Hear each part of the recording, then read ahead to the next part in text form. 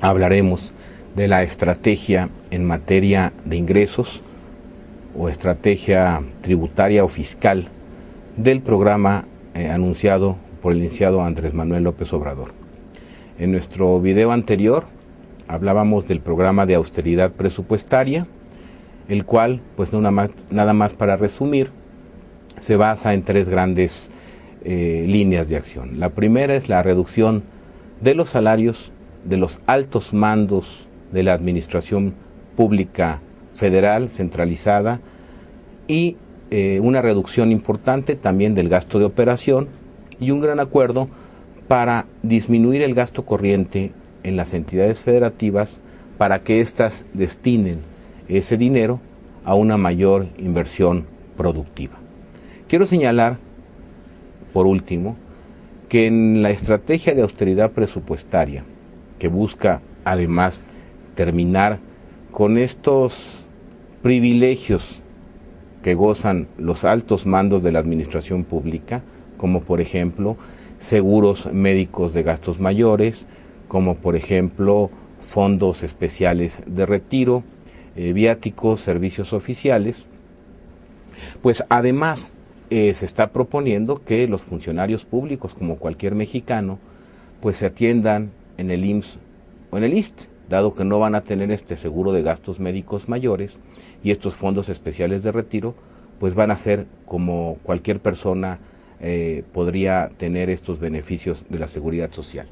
Esta estrategia se ha explicado y el día de hoy explicaremos qué haremos en materia de ingresos. En materia de ingresos, el programa de Andrés Manuel López Obrador busca elevar la recaudación u obtener de la recaudación 200,000 millones de pesos adicionales. El licenciado López Obrador ha sido muy enfático a que esto se va a hacer, primero, sin poner nuevos impuestos, sin elevar la carga fiscal que actualmente se paga, derogando o quitando o desapareciendo este impuesto llamado YETU, que se ha convertido en un impuesto dañino para muchas empresas, que no incentiva la contratación de personas. Este impuesto ha generado también que las empresas prácticamente tengan que llevar una doble contabilidad. Por eso la propuesta es desaparecerlo y sin subir impuestos recaudar 200,000 millones de pesos adicionales. ¿Cómo pretendemos llevar a cabo esta estrategia? Bueno, esta estrategia en materia de ingresos, yo les puedo decir que es aún más clara y fiscalmente más justa todavía y más factible que los que hablan de generalizar el IVA en alimentos y medicinas, como ha sido la propuesta tanto de Enrique Peña Nieto como de Josefina Vázquez Mota. ¿En qué basamos nosotros nuestra propuesta y nuestros números? En el sistema tributario mexicano existen regímenes fiscales especiales que son aprovechados por las grandes empresas para no pagar los impuestos que deben de pagar, es decir, no para evadir impuestos, sino para eludir impuestos. Esto origina y ha originado un gran daño a las finanzas públicas. Quiero decirles además que hay iniciativas presentadas en la Cámara de Diputados que abordan este tema y que buscan que este régimen tan dañino para las finanzas públicas desaparezca. ¿En qué consiste el régimen de consolidación fiscal para que quede claro ante nosotros y cuál es el daño que le genera a las finanzas públicas del país y a la justicia y a la equidad tributaria? Les voy a explicar en qué consiste el régimen de consolidación fiscal y qué es lo que queremos hacer. La ley del impuesto sobre la renta establece un capítulo en el que permite que un grupo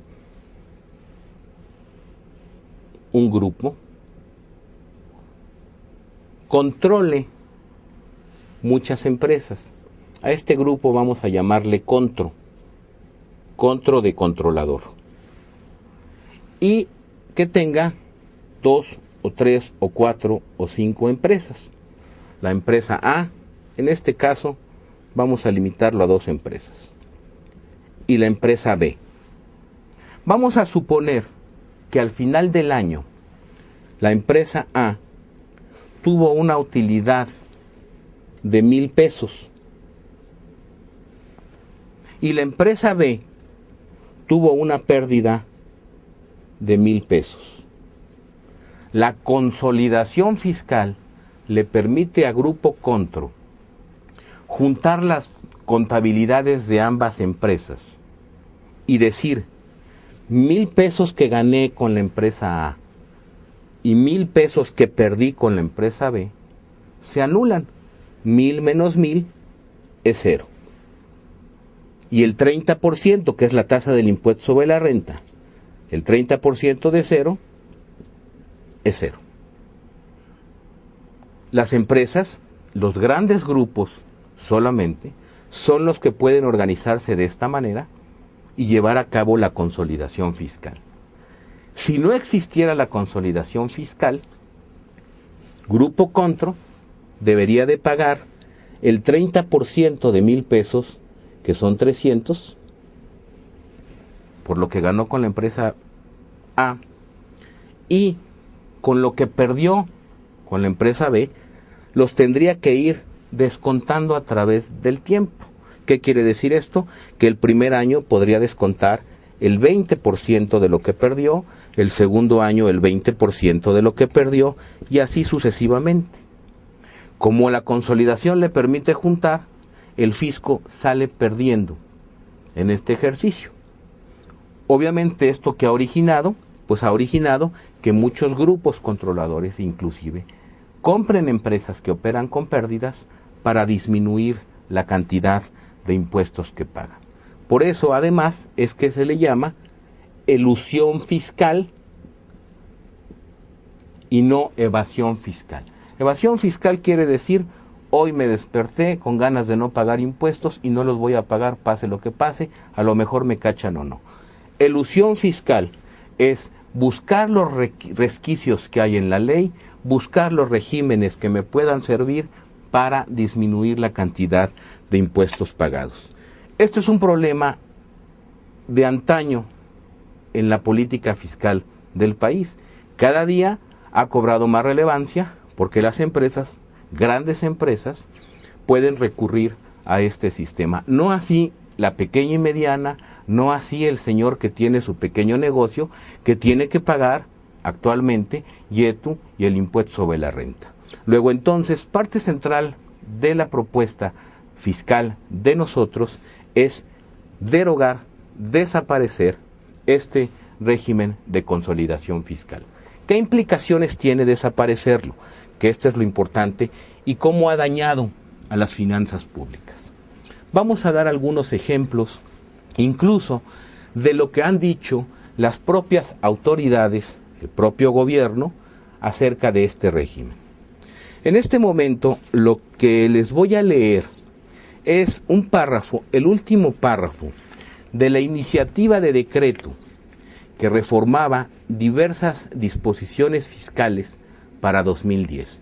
Es decir, en el mes de septiembre de 2009, cuando llegó el paquete económico a la Cámara de Diputados, y que ustedes recordarán que hubo un incremento de impuestos, se incrementó el ISR del 28 al 30%, y también se incrementó el IVA del 15 al 16%, la propia iniciativa de la Ley de Ingresos reconocía que hay muchos grupos en este país que utilizan el régimen de consolidación fiscal para eludir impuestos. Y permítanme leer lo que está en la página 14 de este documento, que obviamente es público y que se encuentra tanto en Internet como en los documentos que formaron parte del paquete económico para 2010 y que, insisto, fue entregado a la Cámara de Diputados el 8 de septiembre de 2009.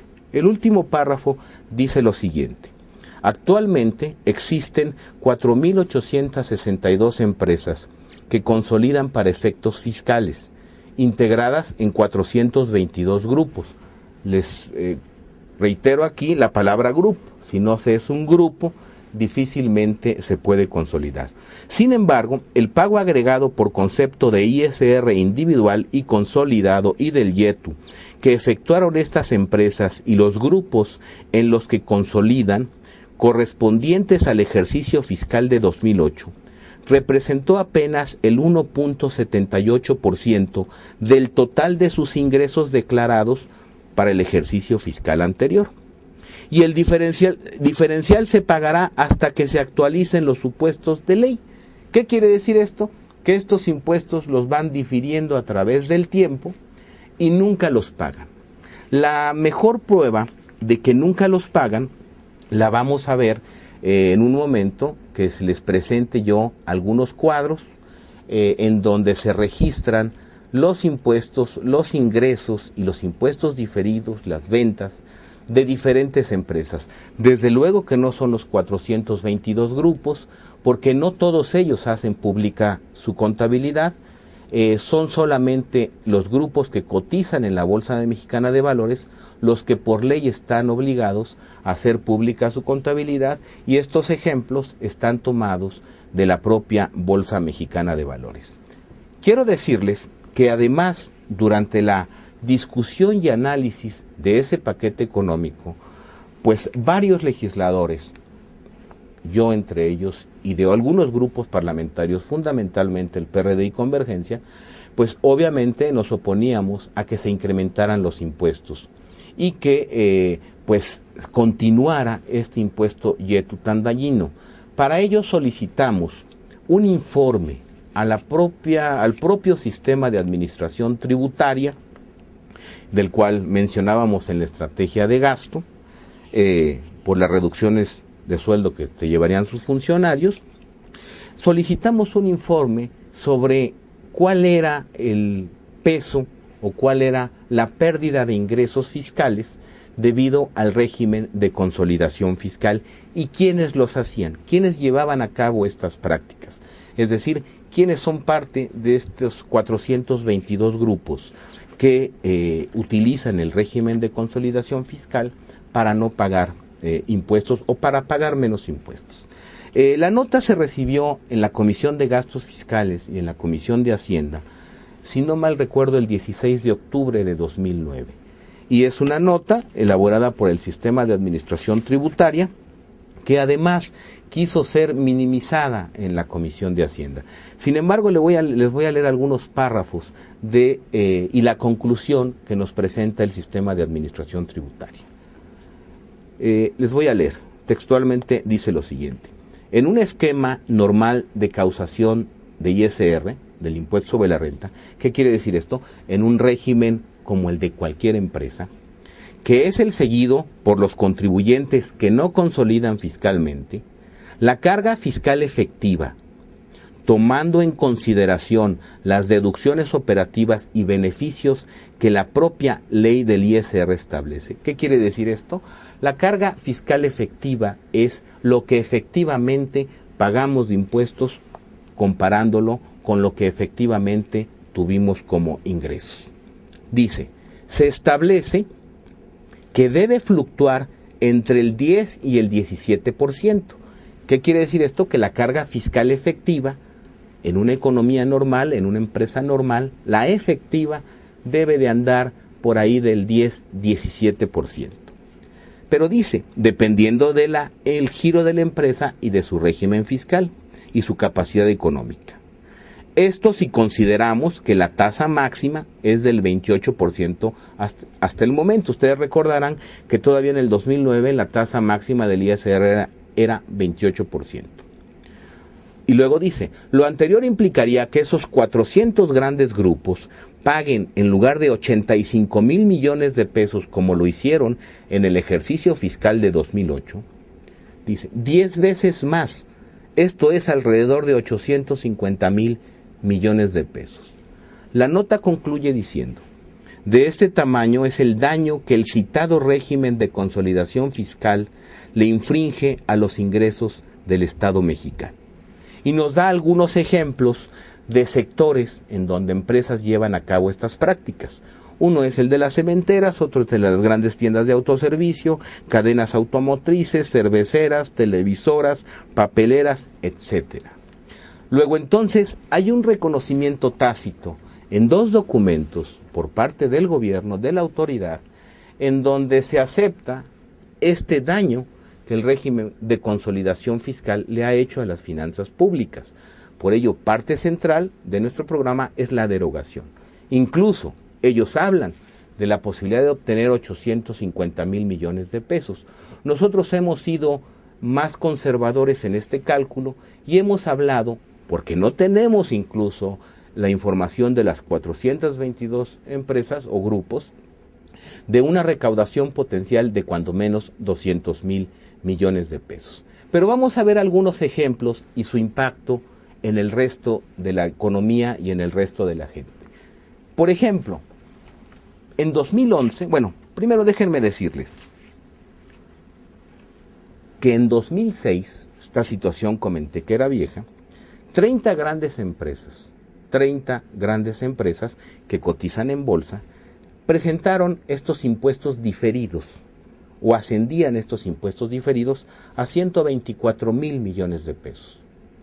Para 2011, en virtud de que no se ha trabajado y no se ha querido cerrar esta fuente de pérdida de ingresos fiscales, estos impuestos diferidos han venido aumentando, de tal manera que para 2011 estos impuestos diferidos se elevaron o ascendieron a 151,000 millones de pesos. Es decir, que tan solo estas 30 empresas han dejado de pagar impuestos por 150,000 millones de pesos. Estos 150,000 millones de pesos representan el 75% de lo que pensamos recaudar. Imagínense, si estamos hablando de 30 grupos, si la propia Secretaría de Hacienda ha reconocido que son 422, pues es probable que incluso la suma de 200,000 millones de pesos pueda ser rebasada. Pero repito, no queremos pecar de optimistas, queremos ser conservadores. Pero, por ejemplo, citaríamos algunos ejemplos de empresas, no con el afán de satanizarlas. La ley permite en este momento la elusión fiscal, pero sí es información pública que está en la bolsa y que referiremos en este momento. Por ejemplo, Bimbo, que tuvo ventas durante 2011, ventas o ingresos por 133,000 millones de pesos. Bimbo en el 2011 pagó impuestos solamente por 3,075 millones de pesos. Porcentaje que no llega ni siquiera al 2 o 3% de sus ingresos. Volvemos a mostrar cómo este dato que leímos de la iniciativa de decreto de la Ley de Ingresos en 2010 y que hablaba del 1.78 coincide con el porcentaje de impuestos que estas empresas están pagando. Pero no solamente pagó poco, sino que además registró impuestos diferidos por 360 millones de pesos. Hay otras empresas, por ejemplo, como Cemex, vale la pena citarlo, que tuvo ventas por 188,000 millones de pesos y pagó impuestos solamente por 3,298 millones de pesos. Pero sin embargo registró impuestos diferidos por 15,038 millones de pesos. Es decir, difirió 5 veces el porcentaje de impuestos que pagó. Esto es lo que queremos evitar. Muchos de ustedes que nos estén viendo dirán que ¿por qué hacemos la comparación con los ingresos y no con las utilidades? Bueno, precisamente el régimen de consolidación fiscal permite que estas empresas disminuyan mucho la utilidad y esta utilidad no sea o no refleje en realidad lo que están ganando las empresas. Pero sin embargo, vamos a hacer el mismo ejercicio con la utilidad bruta de estas empresas. En el caso de Cemex, la utilidad bruta de 2011 fueron 53,870.2 millones de pesos. De todas maneras, el pago de impuestos no representa o no es más allá del 10%, lo que vuelve a evidenciar que lo que pagan de impuestos es muy bajo correspondiente, o si lo comparamos con lo que están recibiendo. Vale la pena nada más señalar, de paso, que en el caso de Pemex, por ejemplo, esta carga fiscal efectiva, es decir, impuestos pagados contra ingresos recibidos, es del 54%. ¿Cómo puede haber esta disparidad o cómo podemos esperar que Petróleos Mexicanos pueda crecer, pueda tener mayor capacidad de refinación, si no le dejamos o no le permitimos tener recursos pues para que crezca? Esto es un dato al margen. Pues así tenemos estas 30 empresas que, como yo les decía, tienen impuestos diferidos por 151,000 millones de pesos. Pero ¿qué otro problema ha originado este régimen de consolidación fiscal? Ustedes saben, o la teoría de los impuestos dicta, que estos impuestos deben de cobrarse de manera proporcional y equitativa. La propia Constitución política establece que el pago de impuestos y la propia ley que este pago de impuestos debe hacerse de una manera proporcional y equitativa. Vamos a dar algunos ejemplos para ver si en verdad es proporcional y equitativa este pago de impuestos considerando el régimen de consolidación fiscal. Por ejemplo, para este año, o para la declaración fiscal que se presentó en el 2012 por los ingresos obtenidos en el 2011, un trabajador del gobierno federal de nivel bajo que percibía o que recibe un sueldo de 5,000 pesos mensuales, de acuerdo con el sistema de administración tributaria, debió de haber pagado o paga mensualmente 523 pesos mensuales, lo que significa una tasa efectiva de 10%. Un trabajador nivel medio, aunque ya no hay muchos niveles medios, que gana 20,000 pesos, paga o pagó un impuesto mensual de 4,184 pesos. Esto es 20.9%, como además lo podemos ver en el cuadro, en el segundo cuadro que se presenta. Otro tercer ejemplo es un trabajador de nivel alto que recibe ingresos por 50,000 pesos al mes y que paga impuestos por 13,184.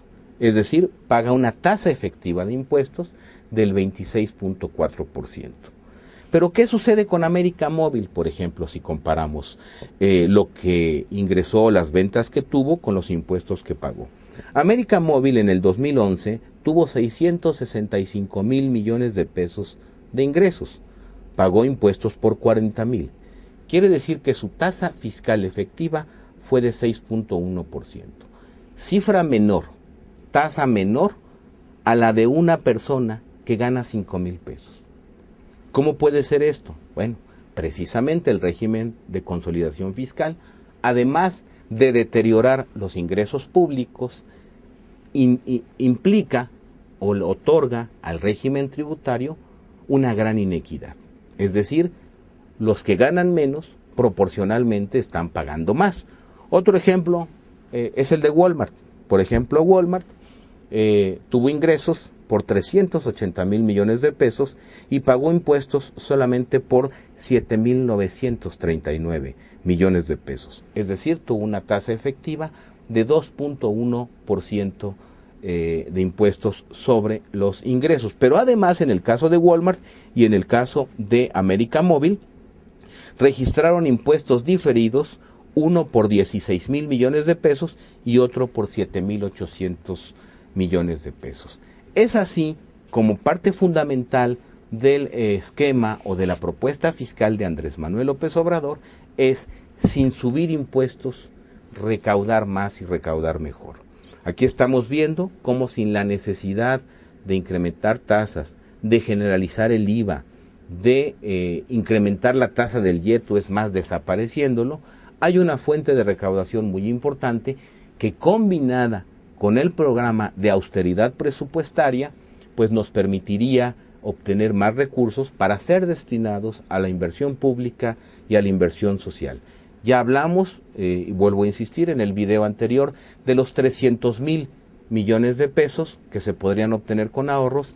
Este programa que se ha diseñado en materia de ingresos y el cual se sustenta en la derogación de este régimen y de algunos otros más que no generarían tantos ingresos, pero que generarían.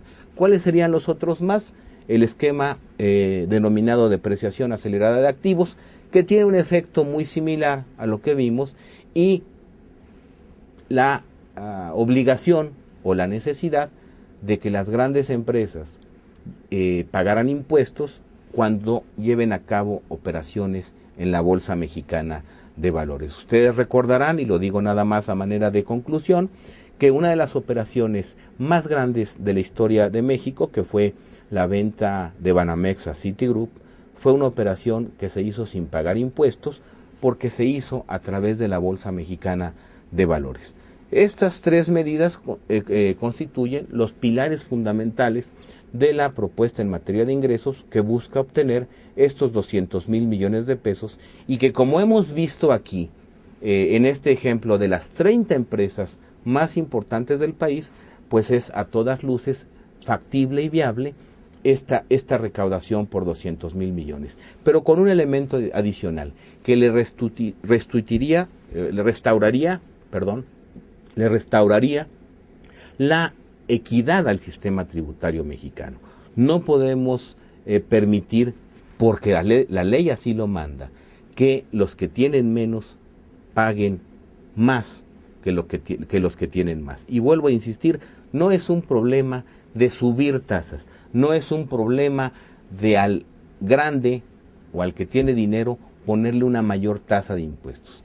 El planteamiento del licenciado López Obrador radica en que todos paguen la tasa que deben pagar. Lo hacen las pequeñas y medianas empresas, lo hacen los ciudadanos porque son causantes cautivos. Ahora estamos pidiendo que sean las grandes empresas las que también contribuyen. Y en suma es en lo que radica el programa de Andrés Manuel López Obrador. Las cifras ahí están, las cifras son tomadas de los informes de la Bolsa Mexicana de Valores y de los documentos oficiales que el gobierno federal ha hecho llegar a esta Cámara de Diputados.